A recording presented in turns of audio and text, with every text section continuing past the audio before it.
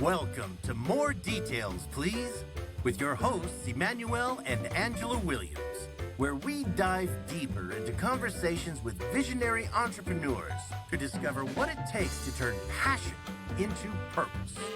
Listen to real-world stories from self-starters and trailblazers, and discover strategies and innovations shaping a greener future.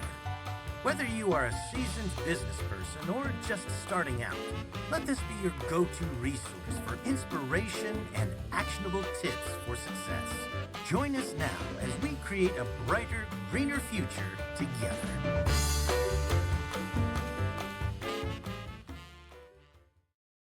Welcome back to More Details, Please. I'm Angela Williams. And Emmanuel Williams. And today we're talking about how to bring back the spark in tech-driven businesses, which is really important because sometimes when you are focused on all this tech stuff, then you lose a little bit of your excitement.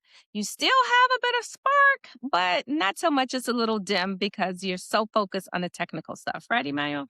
Yeah, absolutely. And I am so happy and honored to have our guest today.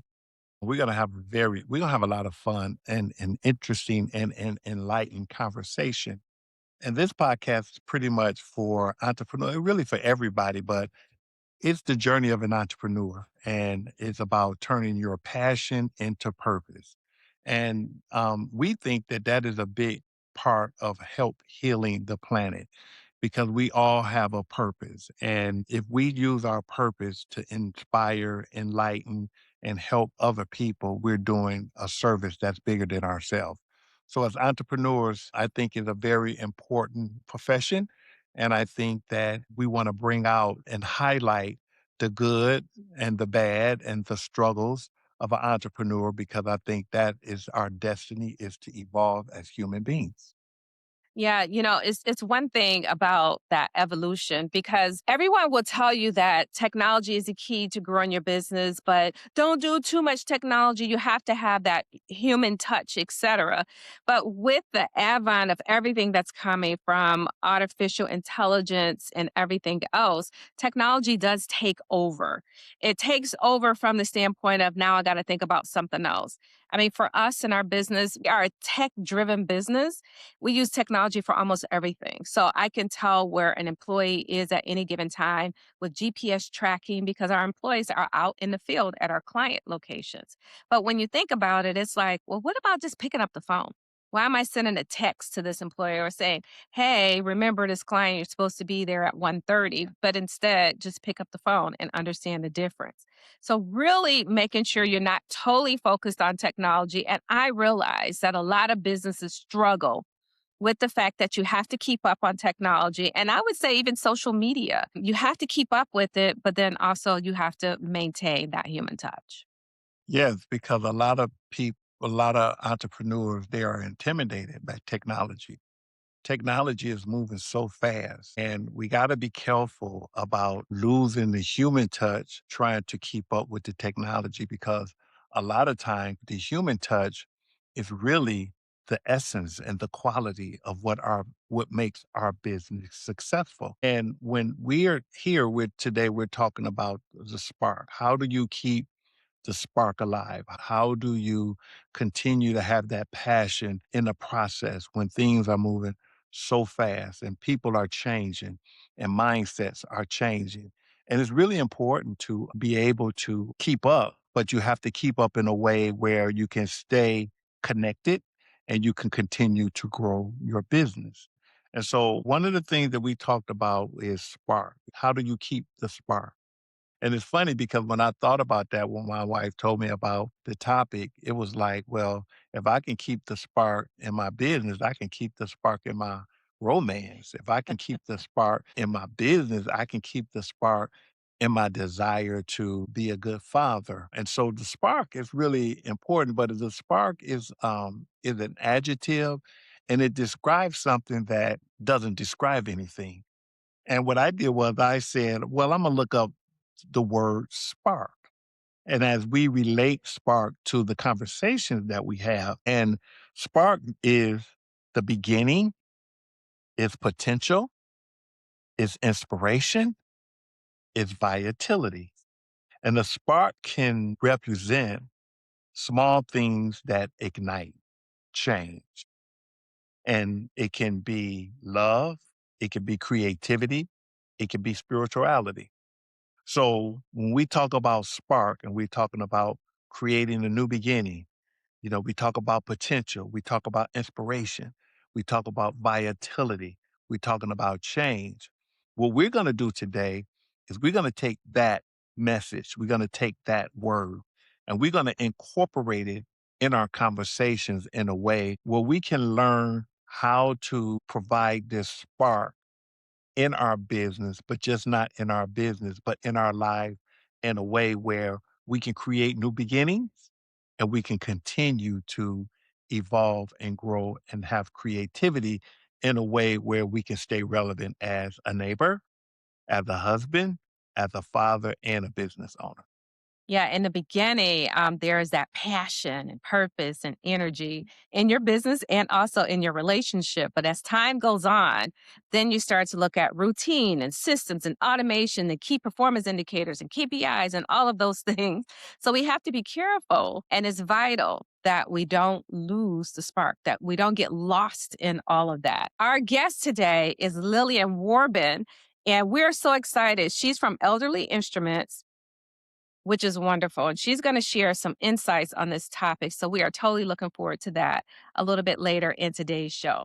A lot of leaders don't notice that the spark is fading away. It often happens quietly. Not the same as quiet quitting, but quietly. What do you do when that spark starts to fade quietly, Emmanuel? Well, I have to take a step back from this because impermanence, the most permanent thing that we deal with in this life is impermanence, right? And expectation is very important.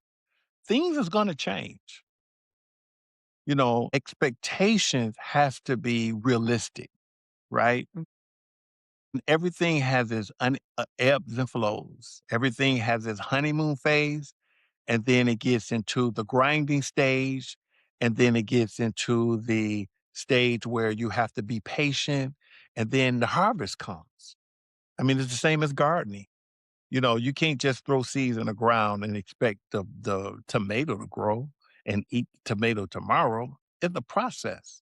So realistically, we have to be realistic about our business. We have to be realistic about the industry, and we have to be realistic about the changes that's going on in the world. And the reason why I alluded to impermanence is because that is about change. Now, impermanence, people don't want to change. That's one of the hardest things that most people can do is change. And the reason why is because they comfortable with being comfortable. They've been conditioned to think a certain way, to behave a certain way, to act a certain way, and they are afraid to step outside of their comfort zone. But this is the key to life. The key to life is to be uncomfortable. The joys of life, you find those joys in being uncomfortable. That is a part of your evolution. So there's no such thing as I'm just going to be comfortable because comfortable cannot exist without being uncomfortable. So that's just a part of the dynamic. But I would say that in our conversation, we're keeping the spark alive. And it's one of the tools that we use in our toolkit. We have this thing of, as we do our podcast, we have this nuggets of wisdom toolkit. And what we would like to do is we like to give our listeners practical information where they can use to plug into their situation, just like a tool belt, and get the maximum amount and results of what they're trying to achieve, just like a tool belt.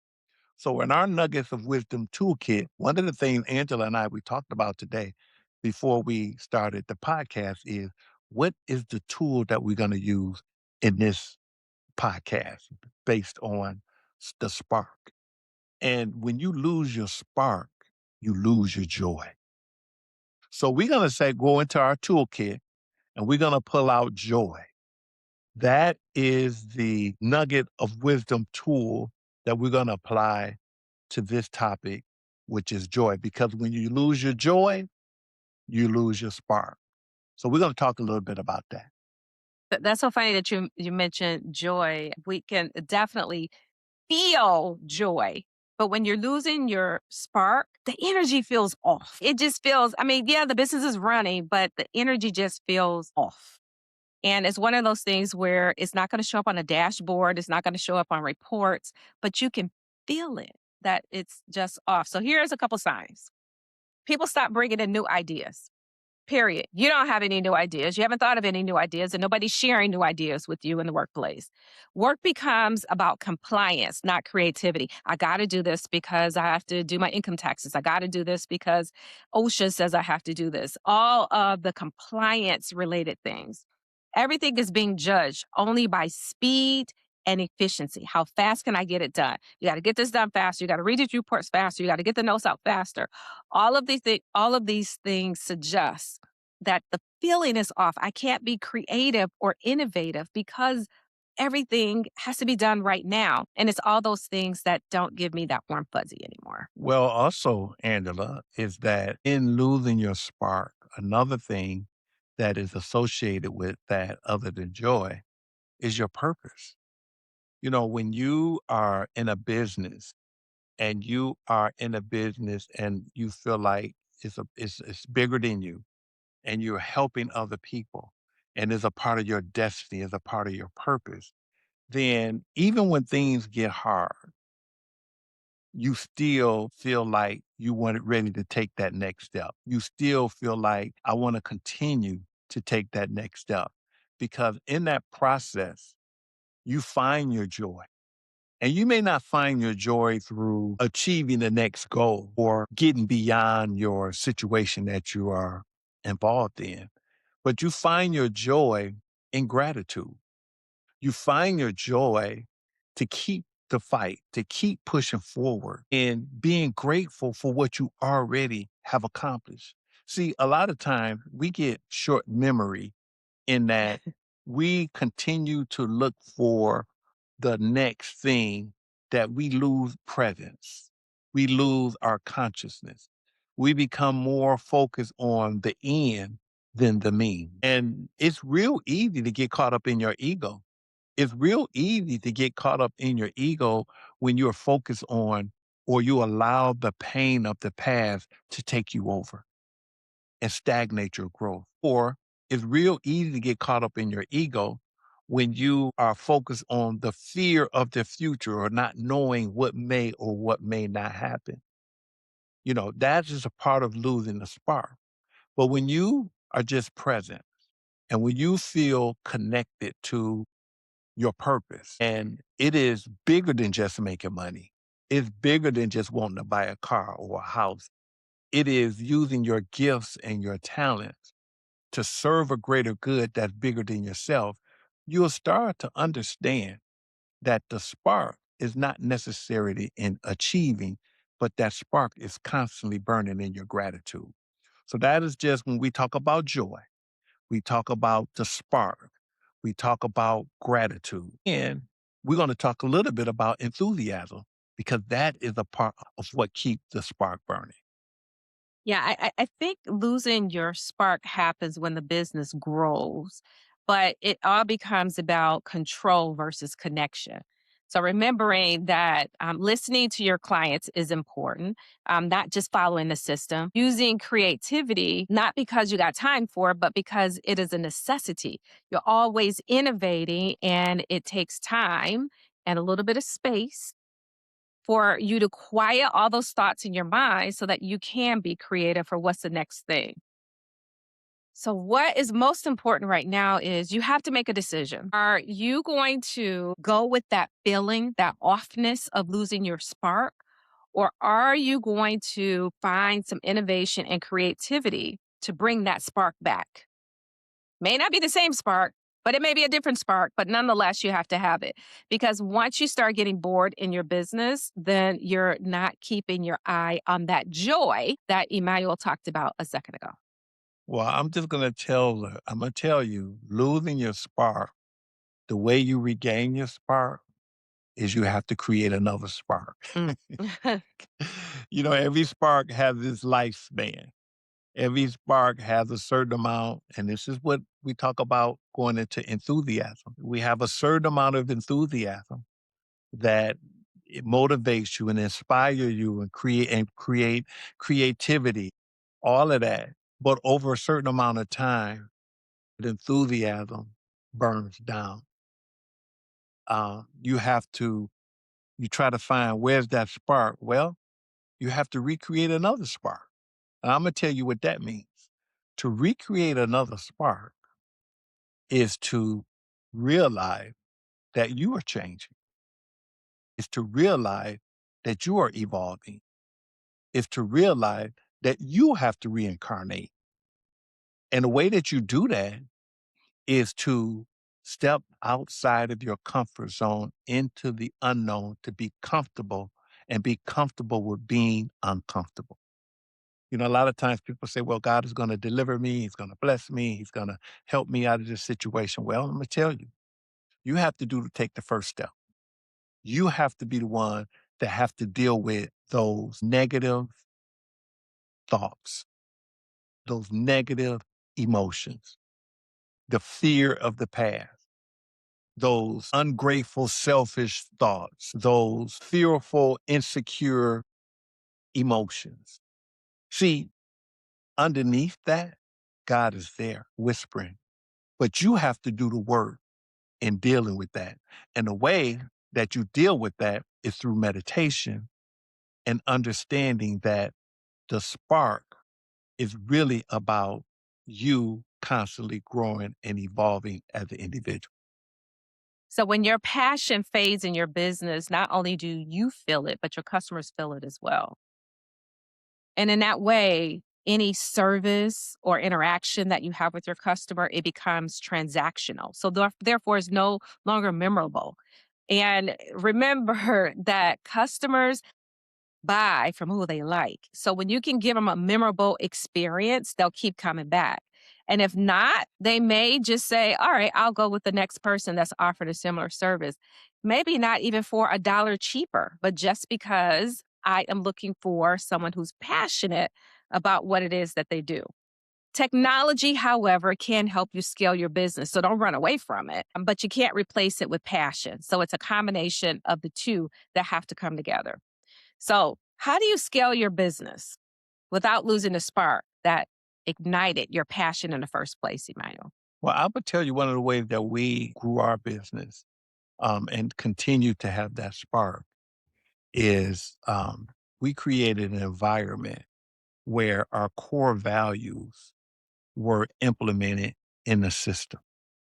We have companies, we have locations all over the world, and we have team members, we have employees. And one of the things that I find that is really important as the CEO of the company is the core values and the environment that is created start from the top. And we have training. We spend a lot of time with our field leaders because we know that those field leaders is going to have an influence over the team members that they're working with. And what we, as the leaders of the company, chose to invest our time and energy in the core values that we live as human beings so that our team can permeate that energy, that presence. And I believe that that has been a spark that not only ignited our team leaders' ability to supervise, but it has ignited and sparked individuals that worked with us to be better husbands, to be better fathers, because it's not the spark. It's just not contribute to just entrepreneurship. The spark is a light that the world is waiting on. And it is the joy that people are looking for. And it's within each individual. And when a person understand that fire is inside of them, and I'm like a log that is burning, and then I start burning close to another log that catch on fire. Look, the world can become a better place and it can just create part of our evolution and our purpose and why we're here and being able to live on purpose. Yeah, so let's talk about a few things that we've learned along the way after 25 years. Technology is not going away, it's here to stay, and it definitely can be used to grow your business. But let technology make things easier. You can't let technology make decisions for you, though. I mean, technology at the end of the day is a tool, and these tools free people up. It's not to distance you from other people, it is to free you up to continue growing your business. Pay attention to the numbers. So just listen closely how things feel. Because if you're not paying attention to the numbers and you decide to put your head in the sand and just ignore that piece, it will impact the longevity of your business. But leave room for creativity. Even when you're busy, make time, a time block so that you can be creative. Maybe it's early in the morning or late in the evening. You know your cycles and what's best for you. But as you grow, stay close to your customers. Don't let systems get in the way of real connection because staying close to your customers, they'll tell you exactly what they need from you to continue working with you. And that is most important. So that is why I'm so excited to introduce our guest today. Lillian has done just that in her business. So she's going to share all about that today. So Lillian joined us today. Lillian is the co-owner of Elderly Instruments. It's a successful and respected medical or musical instrument store and repair shop based in Lansing, Michigan. Lillian, welcome to More Details, please. Thank you for having me. Hey. You're so fun. We're so happy to have you here joining us today. I appreciate you. I have loved the conversation thus far, so I'm happy to be here. Awesome. All right. So you have led the family business that was founded in 1972, modernizing it over the years without losing its creative soul, the spark. What made it special in the first place? And can you tell us more? More details, please. Yes, I'm here for the details. So, my dad started the business in 1972 with this idea that he could get quality musical instruments to musicians who wanted them. Um, in general, it is easier, I would say it's easier to hone in on a skill or a craft if it sounds good. And with musical instruments, there is a lot of detail that can, set a bad instrument or a poorly crafted instrument against a well-crafted instrument. And that's where we kind of started, was understanding the quality differences and the brands that have history, especially in America. We're doing focused on American roots music, primarily speaking, which includes jazz, blues, bluegrass, country, of how did a business start in 1972 and survive 54 years later? It has to do with Absolutely. keeping the spark. And, you both touched on all sorts of things that speak to longevity in a business, and so I'm happy to talk about any of it. Awesome. So, Lillian, I would like to talk about your spark. I would like to talk about that burning desire. I mean, it had to come from your dad. Your dad had to have a vision. And he knew, regardless to what obstacles that he had to overcome, that he had a knowing inside of him that this business was going to be generational. So tell me, how have your relationship or your father's influence on you have caused that spark to burn, or when did it start to burn, and how did you deal with that spark burning inside of you? So it's interesting. I grew up with his spark, Ah, and I had no part in it. It was, that's dad's spark. Mom works with dad's spark. That's how we live. And cool. yeah. Mm. But I always respected how thoughtful he was about business. And, like dinner conversation between my parents was primarily about the store. And so I grew up with the understanding that as a business owner, his every waking moment was focused on the business, and that my mom and I were lucky we had any of his attention at all. And as a kid, I used to think, gee, I wish he wasn't so caught up in it, And then, I fast forward and I'm out of college and I'm looking for an employer that I believe in, somebody that I respect, I share a passion with, that I feel I could be proud of the work.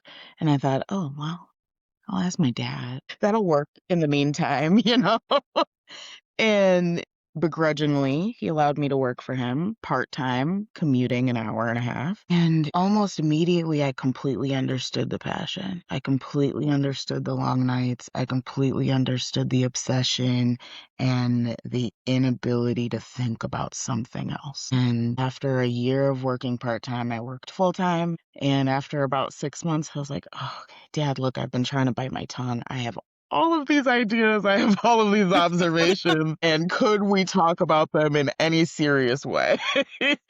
And I'm one of the lucky ones. My father was like, what have you noticed? What are your thoughts? This is how I view this. What do you think about this? And so in that moment, you had a legacy spark and a startup spark. Wow, that is Yeah. wow. And what we were very careful of was not overpowering each other's flame. Because if my flame got too big, his would diminish. If his got too big, mine would diminish. Mine would pull back. And so we learned early on that the business comes first in terms of we can disagree, but what is the best decision for our customers? What is the best decisions for our staff who serve our customers? What is the best protocol to maintain this process? And we looked at every single inch of the business and, we continued to fuel each other's spark. And I mentioned you don't want to diminish someone else's spark or flame. You also want to be able to get big when your partner needs you, Yeah. And so it's a delicate balance, especially in businesses that are partnerships. Everybody wants to succeed. Everybody wants to be successful. Managing a successful business is more about managing human need and response than anything else, in my opinion. Would second that opinion. I think that is very, very important. And sometimes that human is you. You gotta get yourself in check and you gotta manage you Absolutely. even before you can manage somebody else. But however it comes, it is that human that you have to deal with. And even if it's a human customer or it's your human partner, whatever the case may be, managing that human. So I agree with you. I agree with you. So when you have to step outside of the shop, you're serving on nonprofit boards where you focus on education and co-directing music camps for musicians at of all levels. So that would say you are either a teacher or you're a musician yourself. Either one. So can you share if this is key to keeping that spark alive at work? What you do outside of the shop? What's so funny, I am not a teacher. am I would not categorize myself as a musician, although I do have friends who would. Ultimately, I am a passionate community member and an avid audience member. I live for I just had to catch myself and hold back some emotion because some of the sweetest moments that have fueled my passion for this business come from concerts or community gatherings where you realize hundreds of people are all feeling the same beat and they're thinking of the same lyrics and they're hearing the same instrumentation. While everybody's emotion may be different, they're all feeling from the same spark. They're all from the same ignition point. And I am quite literally obsessed with that feeling.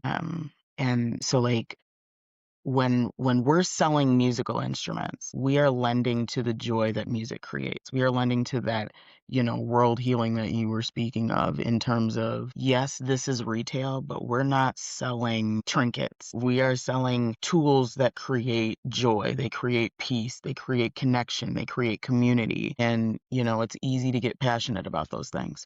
I think my staff would share that sentiment. It's very easy for us to stay passionate about what we do. Well, Lillian, Thank you for that, Lillian. thank you for that heartfelt Sorry, I feel like I'm on a expression. soapbox today.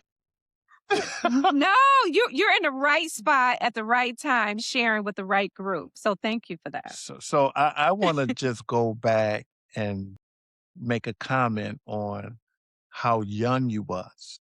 See, in our community, a lot of kids that graduate from college, they go on to corporate America. They don't go back to the community, go back to the businesses that their parents and their grandparents have built to continue to legacy. I think that has been a big negative in our community in terms of how we give up our power.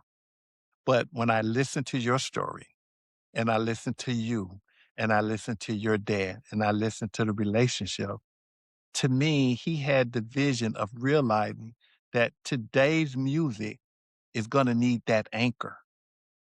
Today's music is going to need that foundation that connected us based on what you just talked about. And for you to be so young and for you to have that kind of vision to be able to go back home to your family business and continue that legacy, oh my God, that is just so powerful in itself. And so when I think of, because I play the instrument, I play the drums, I play the bongos, and it's nothing like understanding music when you are a musician and you are connecting in a way that is so unique, but so deep and so inspirational that it literally transformed the world. So Yeah. you are a part of that. We are all a part of that.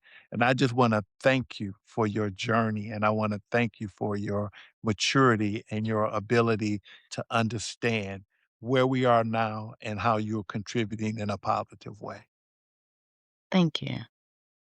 That means a lot, because I'm not alone in the fact that business owners or C-suite executives, we are in the day-to-day and we just want it to work. Yes, yeah. Wake up, new day, gotta make it work. Yep. So I very much appreciate those Yes. words of support. That means a lot.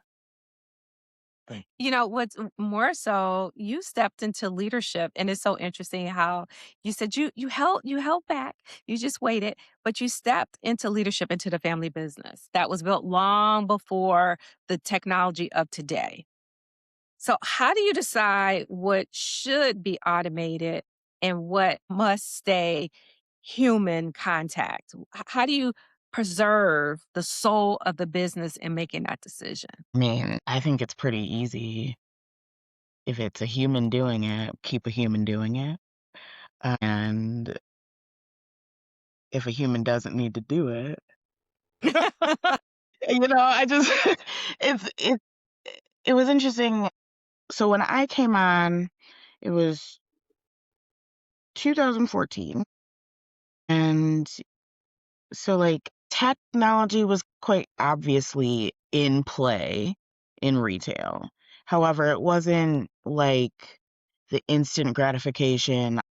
This website needs to load in 1 second. I want free shipping. It needs to arrive tomorrow. No cost to me. I want it to arrive tomorrow.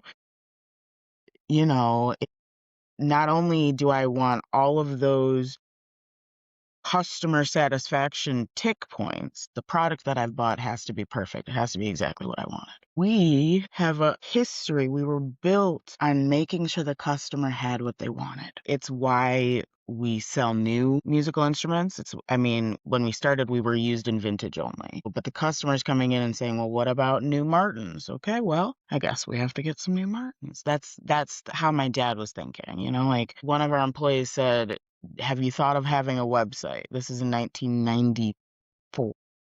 Have you thought of having a website? My dad said, no, it seems like too much work. The employee said, I already built it. And my dad said, oh, well, let's implement that. And it was the website we used from 1990s until 2014, And so technology is the kind of thing where it helps you connect with people. And as long as you're using it as the connector and not the communicator, I think there's no harm in implementing as much technology as you can.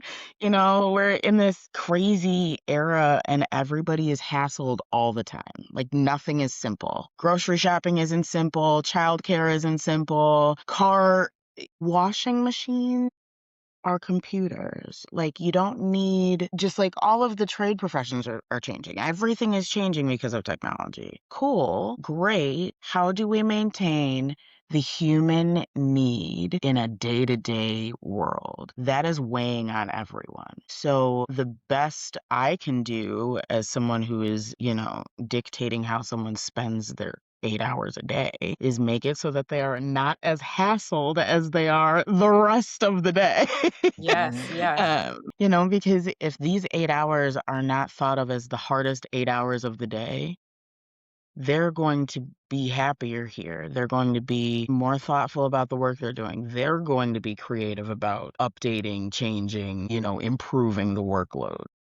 And the customers feel that intention. They feel that passion. It's just a matter of listening to who's around you. What community are you serving? Is technology good for this instance? Sure. Is it good for this instance? No. Everything can be weighed with a new lens. And just because we've implemented AI in this aspect of the business doesn't mean we have to implement it in this aspect of the business. And,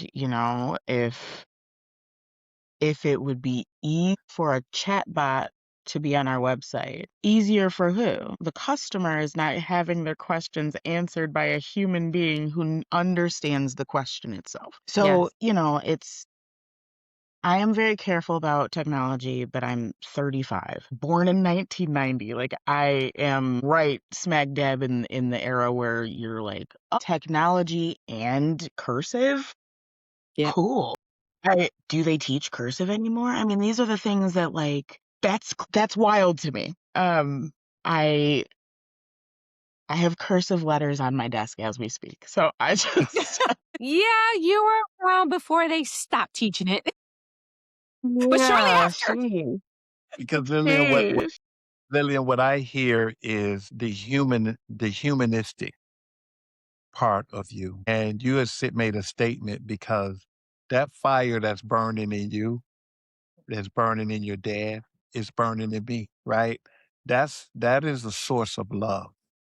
That is the source in which we as individuals, as humans, serve humanity from that space. And in that, it is not what you do, but how you do what you do and the spirit that flows through you into what you do that serve a greater good that's bigger than yourself. So when you are talking on the phone, when you are conducting business, you're not conducting business from a place of mental construct. I got to make money. That fire is flowing into what are you doing in everything that you do. And I believe that that is a hallmark of your success.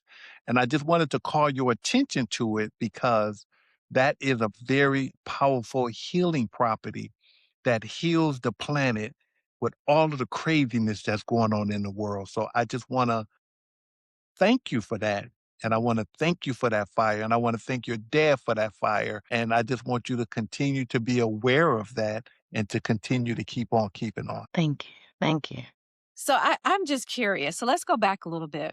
So you came to work for the family business part time, and then you came on full time. But there was that little period of time where you said, "Well, I've had some observations, Father, that I'd like to discuss with you."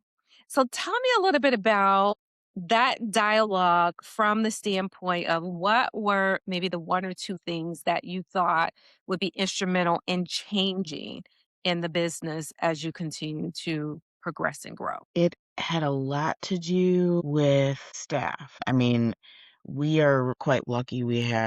Today, we have 20 employees who have been with us for over 7 years, and 10 of them have been here for over 25 years. And at the time, at the time, we hadn't had, the great retirement waterfall that we've had in the last few years. So when I came on, we had a lot of staff. Nothing was documented. All of the systems were outdated, and everything seemed to have 4 or 5 extra steps. And in my own brain, for my own well-being, I love efficiency. If I can save myself 4 steps, I will carry 25 extra bags. You know, instead of having 10 people set up these chairs, I'm going to set up all of these chairs because I'll have them perfectly aligned, which I've grown out of. However, at the time, really, I was like, how do I de-hassle my workday? What could I do to make my day less maddening? And so we talked about all of those things. Why do we still have this system? Okay, we haven't vetted a new system. We don't think we could find a system that's robust enough to replace the system we have. Okay, well, what are all of those key characteristics? What do we need out of a system? Okay, well, it sounds like we need a leadership team. I guess we'll restructure the staff. And then from there, how do you restructure the staff without having your processes and protocols documented? Okay, well, then you document the processes and you train everybody. And, you know, it's a connect the dots, and the picture isn't fully realized until you are done with that job. And for me, for my dad, that is when we are no longer able to work anywhere. Yes. This is a life project. And so the connect the dots, I'm happy to keep flowing to the next thing. And so when it comes to how did I know what to bring up, I didn't. One thing led to the next thing, and then the next thing. And probably the best thing we ever did that we have continued to do is my mother. Ugh, my angel of a mother. She did interviews with all of our staff, and we're not talking like you have 15 minutes to tell me what you like. She spent 4 hours with some people. She spent 2 minutes with other people. I mean, she gave everybody whatever time they wanted, and she talked to them about anything they wanted to talk to her about. And she gave me an 11-page document. Here are my findings broken into department. And I worked from that list. Right? Strategic planning. Here are some foolproof things that we know our staff would get behind because they came up with the idea. It's not Wow. my job to say, like, here's how to make your day better. If you can tell me how you would like your day to be better, I can then think about what business decision can I make to accomplish this goal. And so my mom gave my dad and I this beautiful roadmap to work from. And I have continued that legacy. Every year I do one-on-ones with everybody on staff. And the conversations range from what hobbies are you into these days? Where are you gigging? To here is a way to completely revamp this project or this aspect of the business. And so, my philosophy is very much in my dad's image. However, it's a different way of applying, we're building from the ground up. And, he built it from the ground up literally with him and his partner, just the two of them. And they built it to a point where I was able to step in and say, okay, here's this foundation. What do we build on top of it? How do we fortify these walls for another 50 years? I haven't talked about my staff enough. Kudos to my whole team. They are some Oh. of the most, passionate, kind-hearted souls on the planet. I would dare anybody to come meet us and tell me otherwise. Well, it sounds like it's coming through even from the strategic leadership at the top of the hierarchy in the business itself. Made it very clear. And it's so interesting how your mom took on a specific role. Your dad has a specific role, and you are probably a combination of those two. And the implementation of it is interesting. So let's talk a little bit about social media because you're using social media in a way to draw and bring and hold on to connections. Tell us about that. Everybody has to be on social media. Yeah. It's unavoidable. And, what we don't want is our customer base to shrink as the funeral homes get rich. Yes.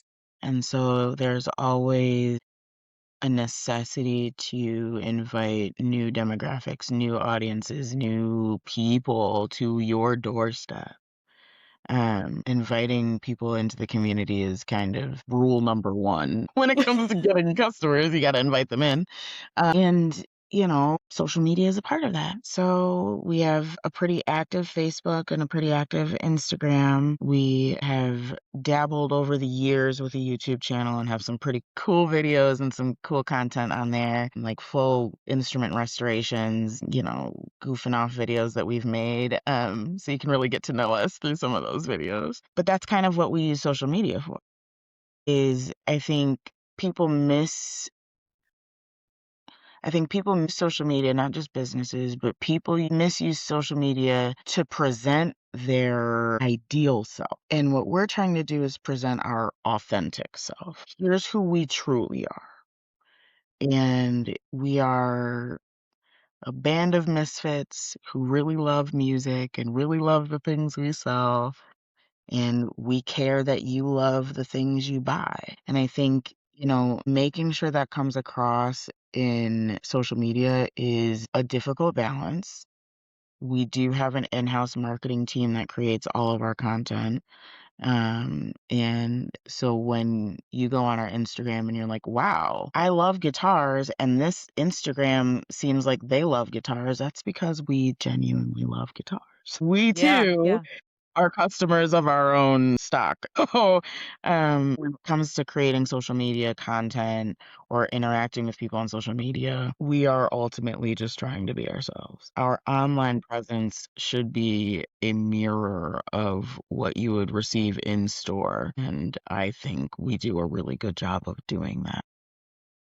And people can feel when you're authentic because that's what they're connecting with. But I agree with you in that a lot of people use social media to present their ideal self, which may or may not, most times not match reality. But hey, we digress. All right. Okay. So you have been a fantastic guest, and I do not want to miss a beat, but I do want to ask you this for our listeners. In your opinion, what's the most common ways leaders accidentally kill the spark? They forget to flame it. I mean, I think it's really easy to get caught up in the day to day.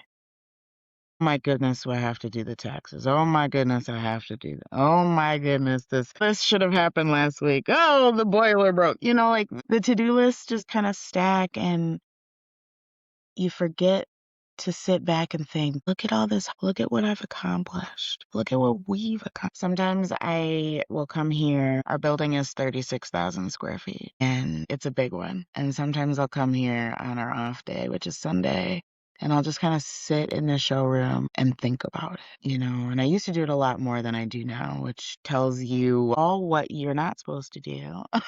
Um, but, savoring the moment. It's not just about a tasty meal, it's about a tasty day. Like this life is quite short, and we are taught to forget to savor the moment. And so flame the spark. Don't lose your passion, because you wouldn't have started the business for it if you didn't have it in the first place.